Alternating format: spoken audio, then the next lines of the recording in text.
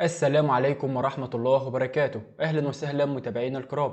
فيديو اليوم هنتعرف على موعد وتوقيت المباراة الودية بين ريال مدريد ومانشستر يونايتد ومعرفة القنوات الناقلة للمباراة ومعلق المباراة. يا ريت يا جماعة قبل ما نبدأ الفيديو يا ريت نصلي على حبيبنا النبي عليه أفضل الصلاة والسلام. وما نطولش عليكم في الفيديو، يلا بينا نتعرف على تفاصيل مباراة ريال مدريد ومانشستر يونايتد. وتبدأ مباراة ريال مدريد ضد مانشستر يونايتد يوم الخميس الموافق 27/7/2023.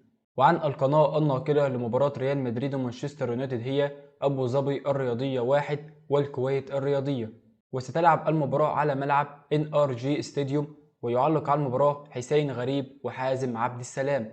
وتبدأ المباراة في تمام الساعة 1:30 مساء بتوقيت مصر وليبيا والسودان، والساعة 4:30 مساء بتوقيت السعودية وقطر ولبنان واليمن والأردن والبحرين وفلسطين وسوريا والكويت والعراق، والساعة 5:30 مساء بتوقيت الإمارات وسلطنة عمان، والساعة 2:30 مساء بتوقيت الجزائر والمغرب وتونس. ما تنساش طبعا تكتب لنا توقعاتك للمباراة في التعليقات. وبكده يا جماعة تعرفنا مع بعضينا على موعد مباراة ريال مدريد ومانشستر يونايتد.